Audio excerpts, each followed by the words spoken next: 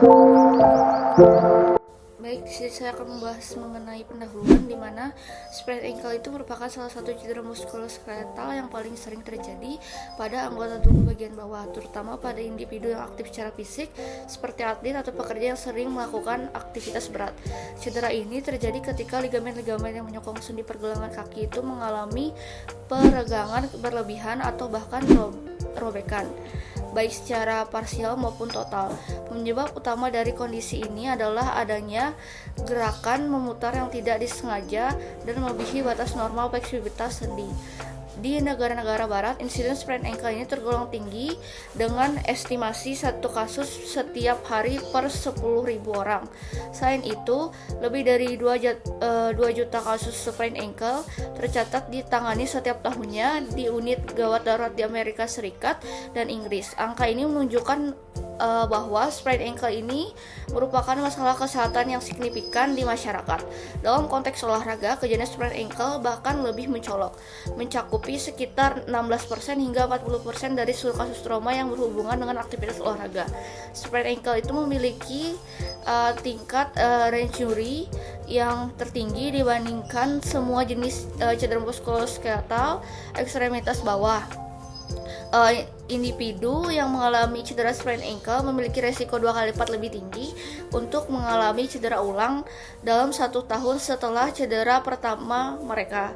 Cedera ulang ini berkaitan dengan berkembangnya berbagai kondisi kronis akibat cedera, termasuk nyeri, pembengkakan yang menetap, perasaan ketidakstabilan pada sendi pergelangan kaki, sensasi giving way, serta cedera berulang seperti penurunan kapasitas fungsional.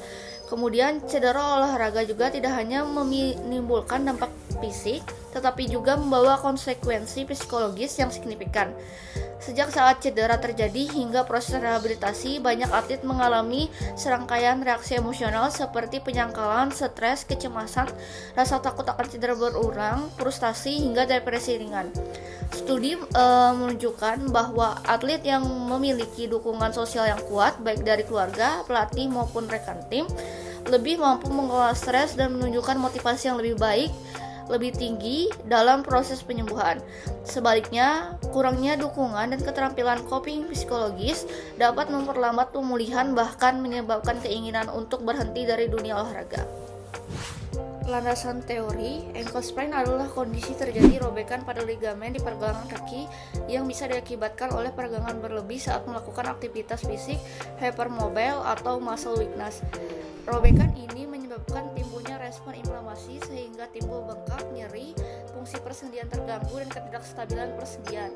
Cedera ini umumnya terjadi saat melakukan aktivitas olahraga yang melibatkan gerakan lompatan, berlari, atau gerakan perubahan lateral eksplosif yang biasa dilakukan oleh para atlet.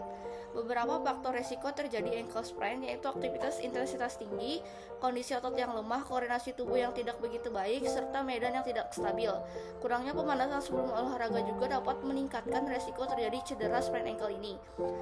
Cedera dengan posisi inversi pada sprain ankle pergelangan kaki itu menekan kompleks ligamen lateral merupakan cedera ankle yang paling sering terjadi. Kompleks satular ligamen disusun oleh 3 ligamen yaitu talofibular anterior atau disingkat dengan ATPL, calcaneofibular, dan posterior talofibular. ATPL ini merupakan ligamen yang paling sering terjadi cedera pada ankle sprain. Ankle sprain ini diklasifikasikan menjadi 3 tingkatan keparahan, yaitu ringan, sedang, dan parah. Ankle sprain ringan biasanya itu hanya mengalami peregangan ringan atau sedikit robekan dan biasanya terjadi pada ligamen talofibular anterior. Ankle sprain tingkat sedang itu terjadi robekan pada ligamen pada sebagian ligamen yang biasanya meliputi talofibular anterior dan calcaneofibular ligamen. Sedangkan untuk sprain ankle tingkat parah, ligamen itu dapat robek sepenuhnya, biasanya terjadi pada kedua ligamen dan kadang diikuti dengan retaknya atau patah tulang. Kemudian cedera fisik seperti ankle sprain ini selain menyebabkan keluhan seperti bengkak dan nyeri juga dapat menimbulkan reaksi psikologis termasuk diantaranya stres, kecemasan, frustasi, serta hilangnya identitas dan tujuan. Beberapa atlet bahkan mengalami kinesiophobia atau ketakutan yang berlebih untuk melakukan gerakan atau aktivitas fisik. Kondisi ini menunjukkan bahwa cedera fisik dan dampak psikologis tidak dapat dipisahkan. Oleh karena itu, penting untuk memahami dinamika psikologis yang terjadi dalam diri individu saat menghadapi cedera. Dalam konteks cedera, dinamika psikologis itu mencakup bagaimana faktor psikologis seperti kecemasan, motivasi, dan dukungan sosial mempengaruhi proses rehabilitasi atlet yang mengalami cedera. Penelitian dari Yao Jit et al. Tahun 2025 itu menunjukkan hasil analisis bahwa intervensi psikologis yang tepat dapat mempercepat pemulihan serta meningkatkan kesiapan atlet untuk kembali berkompetisi. Cedera pergelangan kaki, khususnya ankle sprain, merupakan salah satu cedera muskuloskeletal yang paling umum terjadi di masyarakat, baik di populasi atlet maupun populasi aktif beraktivitas. Beberapa studi menjelaskan bahwa sebanyak 50% dari atlet setidaknya pernah mengalami satu kali ankle sprain selama karir mereka. Hal ini didukung juga oleh penelitian oleh Swassen yang melakukan penelitian pada atlet sekolah menengah atas di Amerika Serikat yang menyatakan bahwa 50% sampai 60% dari total kejadian cedera itu adalah ankle sprain. Hal ini didukung juga oleh penelitian Zhang pada tahun 2024 yang melakukan penelitian pada atlet remaja pada dance sport yang menyatakan sebanyak 49,5% dari cedera yang dialami itu adalah sprain ankle dan 35% dari atlet yang mengalami cedera ankle mengalami cedera berulang. Nah, secara nasional sendiri, menurut studi yang dilakukan oleh Santoso pada tahun 2024 yang melakukan penelitian pada atlet bola, yaitu bola basket, voli, dan sebagainya, itu menyatakan secara konsisten bahwa 40 sampai dengan 60% cedera yang dialami atlet itu adalah ankle sprain dan terjadi setidaknya sekali dalam sepanjang karir mereka. Tingginya prevalensi dan risiko kambuhan terhadap ankle sprain menunjukkan bahwa ankle sprain merupakan permasalahan yang signifikan dan memerlukan perhatian yang sangat serius. Di populasi masyarakat umum, ankle sprain juga merupakan permasalahan atau cedera yang sering terjadi dengan prevalensi tahunan sekitar 2-5% secara global. Studi yang dilakukan oleh Herzog pada tahun 2019 melaporkan bahwa sekitar 4% orang dewasa di Amerika Serikat mengalami sprain ankle setiap tahunnya. Di Indonesia, berdasarkan data nasional menunjukkan bahwa prevalensi cedera pergelangan kaki termasuk ankle sprain mencapai sekitar 27,5% dari populasi. Berdasarkan data ini mencerminkan bahwa tingginya insiden cedera yang terjadi baik akibat aktivitas olahraga maupun kegiatan sehari-hari. Adapun faktor risiko seperti ketidakseimbangan otot dan penggunaan alas kaki yang tidak tepat juga turut berkontribusi pada tingginya angka kejadian ini. Penelitian mengenai cedera pergelangan kaki, khususnya ankle sprain, semakin berkembang tidak hanya dalam aspek biomekanik namun juga dalam dimensi psikologis. Studi-studi terkini menunjukkan bahwa aspek psikologis seperti kecemasan, kinesiophobia, fear of re-injury, dan depresi dapat mempengaruhi proses penyembuhan dan risiko kekambuhan cedera. Salah satu tinjauan sistematis yang komprehensif oleh Bain et al. Mengungkapkan bahwa individu dengan riwayat lebih dari satu ankle sprain menunjukkan tingkat kinesiophobia, kecemasan, dan penurunan kesehatan psikologis yang lebih tinggi dibandingkan dengan kelompok kontrol sehat atau mereka yang hanya mengalami satu kali cedera. Penggunaan berbagai instrumen seperti FABQ, TSK, PROMIS, dan SF36 menunjukkan bahwa tingkat gangguan psikologis cenderung meningkat seiring jumlah dan frekuensi cedera yang dialami. Hasil ini mengindikasikan bahwa pendekatan rehabilitasi tidak hanya berfokus pada dimensi biomekanik, tetapi juga perlu memperhitungkan kondisi psikososial pasien. Hal ini diperkuat oleh Miller pada tahun 2021 dalam tinjauannya yang menyatakan bahwa chronic ankle instability atau CAI sering terjadi sebagai komplikasi dari sprain berulang, yang mana sangat berkaitan erat dengan fear of re-injury. Ketakutan ini terbukti menurunkan partisipasi dalam aktivitas fisik, memperpanjang disabilitas fungsional, dan juga menghambat pemulihan jangka panjang.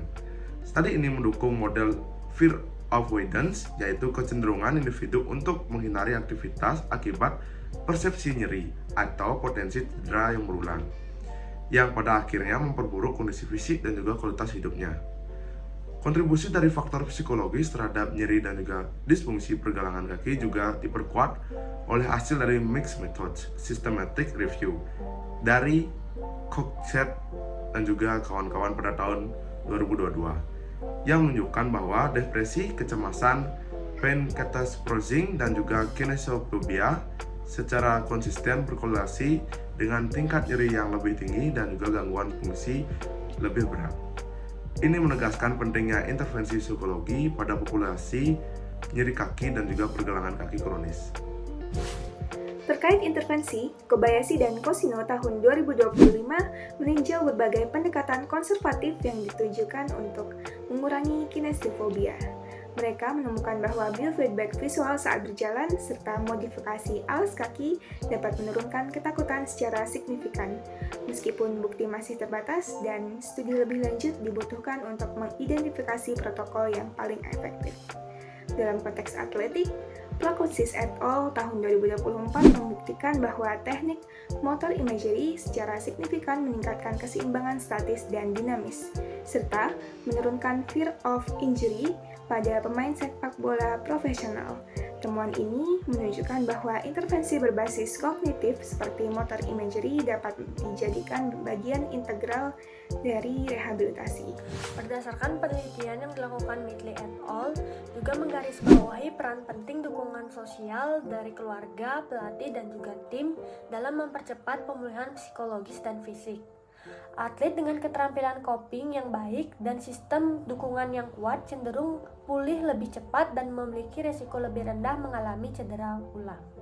Penelitian lain yang dilakukan oleh Houston et al. Dan juga Balikabov et al. Menunjukkan bahwa individu dengan riwayat sprain menunjukkan skor yang lebih tinggi pada Fear Avoidance Belief Questionnaire dibandingkan dengan kelompok kontrol. Mereka juga menemukan bahwa individu dengan aktivitas fisik yang rendah memiliki fungsi dari pergelangan kaki yang buruk dan tingkat kinesiofobia yang lebih tinggi. Hal ini menunjukkan bahwa terdapat hubungan dua arah antara ketakutan dan juga keterbatasan aktivitas. Tinjauan terhadap berbagai studi menunjukkan bahwa dampak psikologis dari ankle sprain, khususnya yang terjadi secara berulang atau berkembang menjadi chronic ankle instability atau CAI, merupakan aspek penting yang sering diabaikan dalam praktik klinis. Individu dengan riwayat cedera pergelangan kaki berulang cenderung mengalami kinesiofobia, fear of re-injury, serta gangguan psikologis lainnya seperti kecemasan dan depresi. Menurut Brain dan teman-teman pada 2021 dan Sudmiller pada 2021. Kondisi ini berkorelasi negatif dengan fungsi dan memperpanjang fase pemulihan menurut Corcat dan kawan-kawan pada tahun 2022. Beberapa intervensi seperti motor emergency menurut Plakousis dan kawan-kawan pada 2024 dan biofeedback visual menurut Kobayashi dan Kosino pada tahun 2025 menunjukkan hasil yang menjanjikan dalam menurunkan ketakutan terhadap gerakan. Meskipun bukti masih terbatas dan memerlukan verifikasi lebih lanjut. Selain itu, dukungan sosial dan kemampuan coping juga terbukti berperan dalam mempercepat pemulihan dan mencegah kekambuhan menurut Midley dan kawan-kawan pada tahun 2016. Secara keseluruhan, temuan ini menggarisbawahi pentingnya penerapan pendekatan biopsikososial dalam penanganan ankle sprain. Rehabilitasi yang hanya menitikberatkan pada aspek fisik tidak cukup untuk mencapai pemulihan yang optimal, terutama dalam kasus dengan riwayat cedera berulang. Oleh karena itu, kolaborasi evaluasi dan intervensi psikologis ke dalam program rehabilitasi menjadi hal yang esensial untuk mengurangi disabilitas jangka panjang dan meningkatkan kualitas hidup pasien. Kesimpulan, Ankle sprain adalah cedera muskuloskeletal yang sangat umum terutama pada atlet dan individu aktif dengan prevalensi tinggi dan risiko kekambuhan yang signifikan. Selain dampak fisik, cedera ini juga berkaitan erat dengan masalah psikologis seperti kecemasan, depresi, dan kinesiopibia yang dapat memperburuk nyeri, menurunkan fungsi, dan memperlambat pemulihan. Studi terkini menunjukkan bahwa pendekatan rehabilitasi harus bersifat holistik, tidak hanya menitik beratkan pada aspek biomekanik, tetapi juga mempertimbangkan kondisi psikososial pasien. Intervensi seperti motor imagery, biofeedback visual, dan dukungan sosial terbukti dapat mengurangi ketakutan dan mempercepat pemulihan. Oleh karena itu, penerapan pendekatan biopsikososial menjadi kunci penting dalam pengelolaan ankle sprain untuk hasil pemulihan yang optimal dan berkelanjutan.